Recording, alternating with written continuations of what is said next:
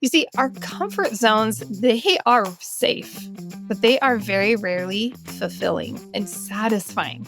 And so we need to be really, really aware of that.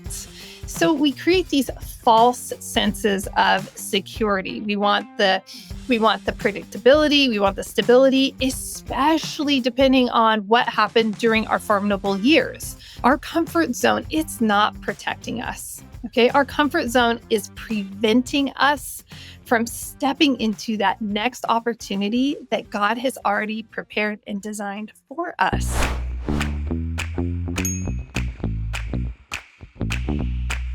Welcome back, or welcome to the Conscious Investor Podcast, the show where we talk about health, mindset, and wealth building strategies. Today, we are diving into your comfort zone, why it's safe but not satisfying. Have you ever looked around your life and thought, this is fine, but why doesn't it feel amazing? Maybe, like I was in my early 20s, you've checked all the boxes, you've done the air quotes, right things, and life is stable. So, why do you feel so restless? I want you to know that's not failure. That's not you being ungrateful. This is your inner wish trying to surface, nudging you towards bigger things. Today, we're diving into the comfort zone, why it feels so safe, but leaves you feeling stuck. And more importantly, how to start expanding into the life you actually want. I'll share the science behind why we get trapped in our comfort zones, the hidden costs of staying there, and small but powerful shifts to break free without burning it all down. You know, I like the practical elements. We have to be a little bit strategic and tactical here, and I'm not going to leave you hanging. And if you're ready for the next step, at the very end of this podcast episode, I'm going to share how you can join the next wish fulfillment cohort or apply to something brand new that I am going to explain to you, but we're going to wait for the end. It's launching in the middle of March. It's going to be absolutely phenomenal. Before we dive in, you know I am so excited about the Conscious Investor Growth Summit taking place March 7th, 8th, and 9th. Okay. Yes, we're meeting welcome reception on the evening of the 6th. That's because I know what it's like to travel to North Idaho to and from. And so just creating a nice soft landing pad for anyone who feels a little bit travel worn, but you don't want to miss out. Tickets are on sale for 2 more weeks. That's it, because it's going to be time for me to turn the numbers into the Coeur d'Alene Resort and for us to actually meet together in person. I want you to know Thursday night, right? There's the welcome reception. Friday night, Saturday night, there are offsite networking opportunities. Friday, private investor lunch. That's for you. If you are a private investor in one of our active investments right now, that lunch is for you. Saturday, all the VIPers get to go head out on a lunch boat cruise. Sunday, everybody is getting together for brunch. We've got cold plunge taking place Sunday morning. We've got VIP hikes. And in between all of these fun activities, which, yes, I know a lot of them revolve around food, but that's because we're humans and we like food and it brings people together. But we're going to have such powerful speakers. I am so excited about the topics and how balanced these topics are. Every year, it really feels that way. But I mean, we're doing everything from directed IRA and investing through your retirement funds. We have Create Tailwind coming, teaching you how to use life insurance policies so that your money can be in multiple places at once. Yes, it's true. We've done podcast episodes on this in the past. Check it out with Nick Costco and Jim Oliver. And then we're talking about our brain science, and we're talking about our inner health, and we're talking about we are hitting every part of your life because this is a holistic approach. It's a holistic event. This is not going to be like going to some of my friends' events that are very, here's what the economy is, here's the state of the economy. This is not one of those type of events.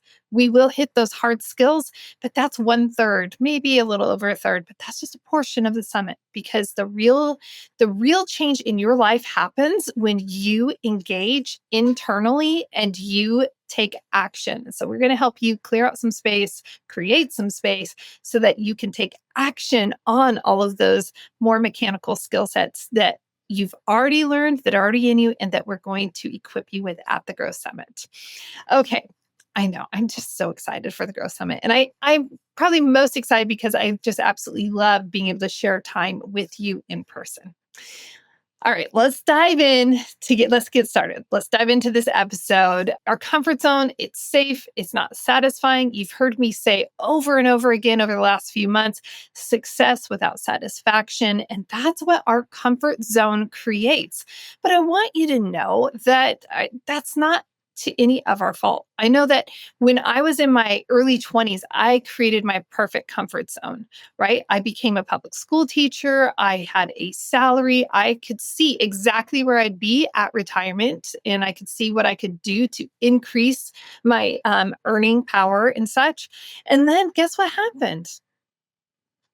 I kind of got bored. There was a little bit of boredom and then a little bit of mixture of a lot of different things. But this is something I usually don't talk about. Usually I share about the scary part when that teacher beside me, who's just one rung under me in a sense on seniority, how she got the pink slip and I did not. And how reality really set in that even though I thought I was in this steady, safe, stable, predictable environment, I wasn't. But it was more than that. Inside, I felt something, and I don't talk about this often, but the more I've been working on this wish fulfillment concept, the more I've been seeing the pattern over and over in my life. And what happened was I loved working with the students. So much fun. I absolutely love kids. And I enjoyed every element of that. And yet I felt like there was something more I was supposed to be doing. So I had that little bit of restlessness. And so I had that thought, and maybe you've had this thought as well of like, wow, this is so great. But why doesn't it feel absolutely amazing? You see, our comfort zones, they are safe, but they are very rarely fulfilling and satisfying. And so we need to be really, really aware of that. So we create these false senses of security. We want the predictability, we want the stability, especially depending on what happened during our formidable years. So I grew up in a home that was actually exactly like my home, where my dad was a residential sales agent for real estate. My mom was a school teacher. Um, Coincidentally, Steve and I have actually mirrored that at different points in our marriage, where he was a residential real estate broker and I was a public school teacher. So, but the economy which is also mirrored in Super Rad Steve and my life. The economy just like it has all these ups and downs and twists and turns and things like that. I was talking to a friend of ours the other day who said that last year their income, in the real estate space, was a quarter of what it was the previous year. And I said, I completely understand. So, all this to say is that, we try so much to create these safe, predictable environments, and change feels really risky. It felt risky when I left public education to go into residential real estate sales. That felt really, really risky, especially because I had a mortgage payment to make on my own. Everything was on my own at that point. And especially we might feel super spread thin, but I want you to know that there is a cost. There is a hidden cost to not being willing to make these changes. Okay. So we get this, what we'll call low grade frustration. We'll get bored. We'll get restless. We might get sloppy with the work that we're doing because we're not deeply connected with it. And the weird thing is that this is like a lot of addictions. I hate to say, like, make a correlation there, but right, it's a lot of times if people have addictive behaviors, it's like, well, I'll just stay here and I'll keep feeding into this cycle. I have to say, this is that I have Huberman Lab in my head. I just recently listened to his episode on alcohol. And if you've been listening, this is something that I am always learning more about very intentionally for my own personal health. And so I'm literally thinking about how he's talking about the dopamine and the cortisol. And really, this is what happens to us. It's like, well, should we move? this is the Holly family has been down this, right? Should we move? I don't know. I mean, the kids are at these ages. If and so we're strategically making a move now, stepping out of our comfort zone because, like, okay, this is a window of time. We got to take it while we can. Otherwise, we won't be able to move, right? And we put these all or nothing type parameters on things. We can move at any given point. It's like the kids are resilient. They will work through it. It'll be okay. But we put these parameters on things and we end up just trapping ourselves. And we wonder why we're frustrated, bored, restless. Like, just think about, I mean, as I'm raising teenagers right now, I mean, teenagers get that way because they're trying to make that transition into adulthood. And it's like, no, I just want to get out of this zone where I'm at.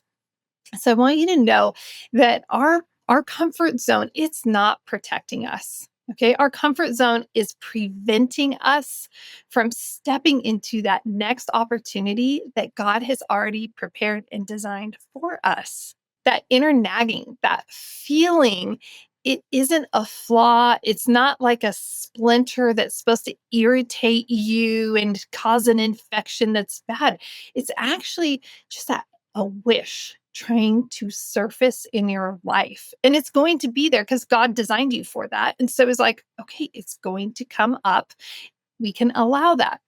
But let's go ahead and step into a little bit of the science behind this because I mean, I just mentioned Huberman Lab. So I have to say, I love reading research. I love science. I love getting something that's more hard and tangible backing these things. And so let's remember that our brains were designed by our creator to seek certainty. But this is an interesting thing. Our brains are designed that way, but our souls are craving expansion. I'm pausing because I think that that's really pretty profound. As I contemplate this, it's like, yeah, part of me wants to create the certainty. That's that logical, that human side of me. And the other element really wants me to like expand and I crave it and I want it. And so let's think about what is going on, the neuroscience of that, right? So our amygdala, I always say that, it's such an awkward word to say, right? But that is our brain's fear center, and it's wired specifically to prioritize our safety over growth. You've heard me on the podcast talk about our caveman brain, right? This is more of our ancestral crocodile brain. It's simply there to protect us because times were different. If you're listening to this podcast or watching this on some platform, more than likely you are in a fairly safe environment, meaning you don't have imminent danger coming right there at your door, coming like wild animals coming to just devour you. Okay, I understand we do have challenges, but for those listening in first world countries, our challenges are not the challenges that our ancestors faced so many years ago. And so this primitive brain of ours, this amygdala, like just it wants to keep us so safe. And it perceives uncertainty as a threat. I mean, think about it. If there's a drought and there hasn't been rainfall, there's uncertainty. If there is a disease, for example, in North Idaho, the deer have had a disease running through them. And so creates danger. If that is your food source, if you're living in a subsistence way, right, off the land and, through wild game and such, that creates uncertainty. That's a threat. If there's crazy weather that moves in, that's threat, and we feel uncertain. But today, a lot of us feel uncertain for no reason. And we're just playing the fear cycle over and over and over in our head. And so what this does is it leads to what we call a status quo bias, right? We instinctively prefer our familiar situations, the status quo, over the growth opportunities, over the expansive opportunities. And so we have to be mindful of this. Think about, and I'm not picking on anybody, but I do want to encourage you to reflect on this. How long have you lived in your home? Why have you chosen to live in that home? Is it because that's your dream home and that's where you have wanted to be? Cool. But more than likely, that is not the dream home. If you've lived in your home for the last 15, 20, 25 years or more than likely, it's just the status quo. It is easier, it is familiar, it feels safe, it feels predictable. What about your job? Is that your status quo? Are you just going through the motions? It's safe, it's steady, it's stable, it's predictable. It's not really what you want to do. It's not really where you want to be, but you're just staying in it because it's protective. It is prioritizing, the I'm going to protect myself from uncertainty. So we need to be mindful of that and ask ourselves as more challenging questions. Why am I staying in this pattern? Is there something I'm afraid of, or should I step into this growth opportunity? So let's also talk about how our brains are actually wired for change. So, right, we're talking about the amygdala where it's like, okay, we're protective and we're just going to stay all super safe. But it's weird because we are actually wired and created for expansion, for growth. Our brains absolutely love that. So it's kind of like a almost like a Jekyll and Hyde situation where half of it is like, hey, we got to protect ourselves. And the other half is like, no, we need to expand, we need to explore, we need to create. And so that's where it's really important that we take small risks and we build that resilience and we build confidence. And that makes those future steps a lot easier. Back on episode 554, that was not that long ago. It was on resilience mapping. And so I want to encourage you to go ahead and check out that episode. And I think it may have been 545. I think I might have put in my note typed in my notes the incorrect number. So check out the episode on resilience mapping if that's something where you are feeling that conflict of interest of like, I know I need to be, safe and strategic, but I also know I need to be expansive and creative. Then go and learn about the resilience mapping process. And then that will give you that confidence to take that first small step. And then that can grow and expand. Speaking of expanding, right? The brain absolutely loves predictability. Why not? It conserves energy, it reduces stress, it's low effort. Woo, this is great. It feels safe, but it eventually leads to stagnation, right? And so we want to make sure that we are really giving ourselves enough of that nudge to step into the uncertainty, into the discomfort, so that we're kind of jarring that predictability, right?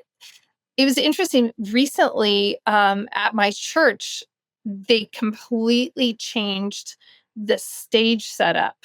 And that won't make sense as I'm explaining this, but I'll do the best I can, right? Like, just imagine you walk into an event, a conference or something. A stage is usually set up, usually like look at the stage, and it's usually just a typical rectangular stage. Well, at the last service, they wanted to try something new. And so they actually reconfigured the entire stage in between two services. And they had the stage where it came out almost like it would make a T shaped pattern, right? With the bottom of the T poking out, and chairs could be in a U shape around that. I hope I'm hoping describing that okay for you. And it was really fascinating to see the different responses that people had when it came to receiving this opportunity. In fact, I happened to be, as volunteering that day, and I was on stage and I was like, we are talking about change. And I simply said exactly what I'm telling you. Hey, we like to push the easy button. We have a well-worn path in our head. Like our neurons, like, here's the path. I go to church or wherever you go, and I walk through the doors, and this is what I know I'm going to expect every single time. And so we like that predictability. It's easy.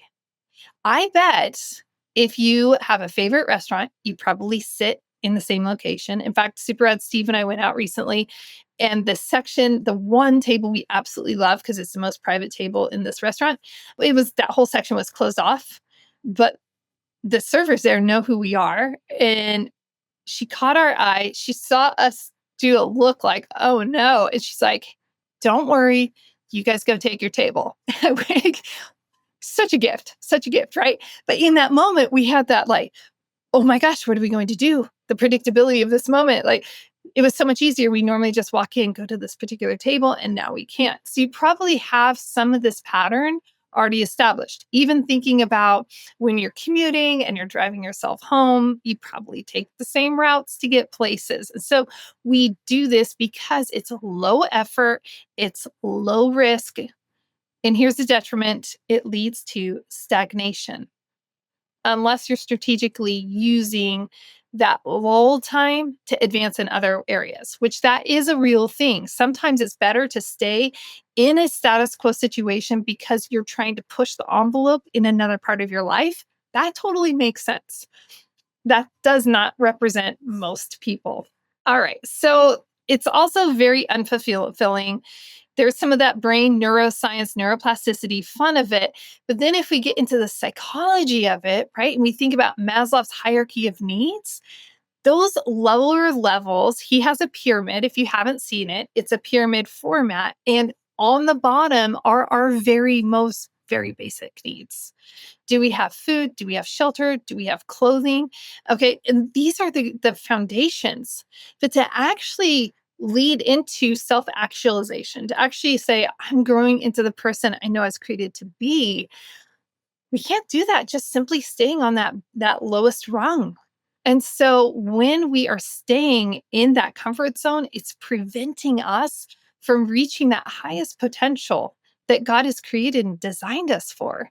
To me, it's so exhilarating to think my DNA is one in a 70 billion chance, quadrillion, like the numbers sometimes shift around. That's just, I mean, there's not going to be another you or me in history's timeline for like expansive, if ever. So, what a unique opportunity. We don't want to sabotage that opportunity just because we're trying to play it safe and keep it neat and tidy. What is the point of that? I mean, really, what is the purpose of life? Is it like to just simply go through the motions at that point? So, we want to make sure in some small part of our life, and that's going to look different for all of us, but we want to make sure that we can look in the mirror and say, I'm not settling. I'm not doing the status quo. I'm not just playing this safe. I am expanding and creating and contributing in these areas, and it's beautiful. So, when we choose to have that approach, then we're going to be able to step out of the restlessness of that comfort zone. Okay. And that restlessness just represents a wish that is trying to emerge, something that's within you that is supposed to be in the world. And so when we recognize and when we honor those deeper desires, we can gain the clarity and momentum. And this is what I love is that when we are moving towards those, taking action, a theme, something we talk about all the time on the show, it activates a reward system in our brain, dopamine, right? And that, right? So we get that increased motivation because we're getting those dopamine hits. I know that if I'm procrastinating on a project that I know I'm called to do and I'm spinning my wheels, it leads to frustration. It does not lead to a lot of beauty in my life.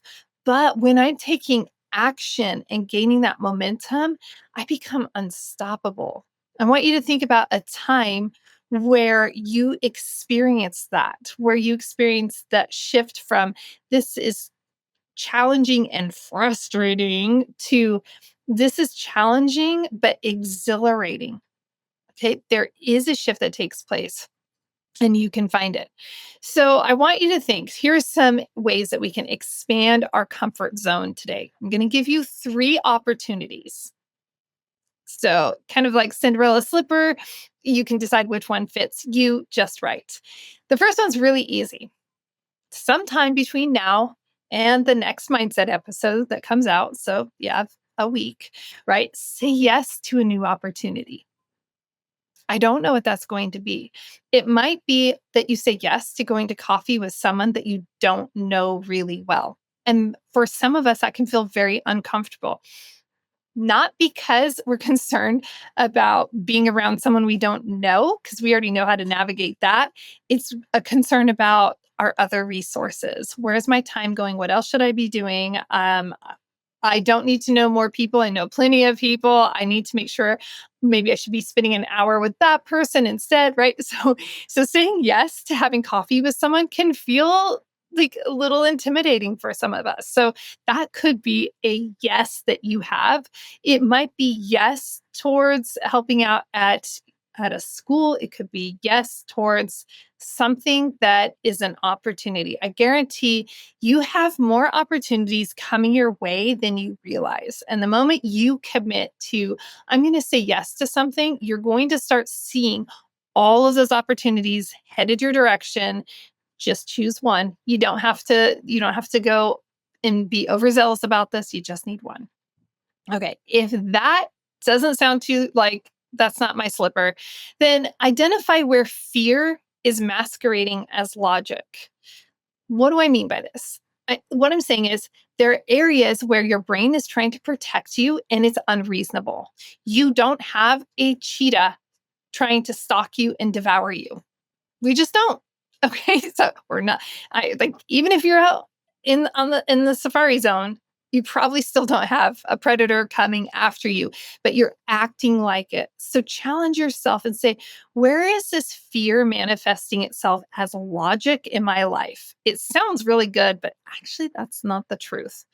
And the last one is really simple. It might feel like the most comfortable, way to get out of your comfort zone this week, but surround yourself with people who are stepping into a bigger life. Bigger does not mean better, but this means surrounding yourself by other expanders.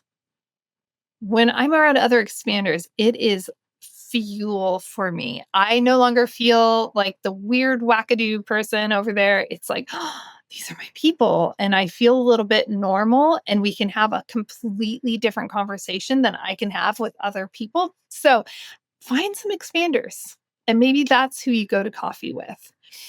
All right. I want to give you a very special invitation. Before I give you that special invitation, you want a gold gem? I'll give you one gold gem right now, and then I'm going to give you a couple before I sign off. Okay. I want to remind you that our comfort zone isn't bad. So let's not villainize our comfort zone at all. It's just not built for long term fulfillment. Okay. It's not bad. Our comfort zone is there to make us comfortable when we first start something, and then we need to move on because that's how the action is where we're going to get that long-term fulfillment, not in the comfort zone. I'm so excited. I know that a lot of you have been waiting for me to launch the next wish fulfillment cohort. I was tied down with the Conscious Investor Growth Summit that takes so much bandwidth. And so I just want to invite you right now that it is happening. There is going to be a wait list available for the next wish fulfillment cohort. Now, I'm going to let you know already when we're meeting so you can look at your calendar, because this is when we're going to meet. It is set in stone. There are two different cohorts that are going to open up. One cohort is going to meet the first and third. Both of them meet the first and third week of the month. One is going to meet Tuesdays at 4:30 p.m. for 90 minutes. The other is going to meet Thursdays at 11 a.m. for 90 minutes. Okay, so the first and third week of the month, that might be a Tuesday afternoon, that might be a Thursday morning. Those times are Pacific Standard Times, so please keep that in mind. So there are two wish fulfillment cohorts that will be launching. They are very limited. They are limited in space because I have found that if those groups are too large, we really can't feel seen. We can't get that connection that we're looking for, and we don't get the clarity, the momentum that the group is designed for. And so this isn't about having some huge group and making a bunch of money. It's about how do we connect so that I can serve you powerfully. That is coming up. I think I'm going to launch at the third week of March. And it will run for 3 months. That's it. So if you're interested in that, you're going to want to fill out the waitlist form. We should have a link in the show notes. When I'm recording this, I'm like, I'm not sure where everything is at. It's very much in motion. The second opportunity I wanted to let you know is that I'm going to be launching the Wishmaker Circle. And this is for people who have already created and brought about a wish in their life. Now, that doesn't mean you've gone through a wish fulfillment cohort necessarily. It just means that you've done something that felt out of reach. It felt very challenging and complicated. And you want to be around other people that really want to ignite and step into their purpose and their potential that they were created for. So the Wishmaker Circle is going to be applications based only, and it is extremely limited. And there's a lot more involved in that. It is a year-long commitment. It is so awesome. We're going to meet twice a month. One week, we're going to be doing just connection and accountability for 90 minutes. And then on the other week, we're going to offer coaching and some expert guidance. Okay. So super amazing opportunity. So many more bells and whistles with everything than I ever allude to just because, well, it's not out yet. And there's so much more I'm going to share with you. Uh, Again, in the show notes below, you want to fill out, if that is resonating with you, you want to fill out the wait list form for the Wishmaker Circle.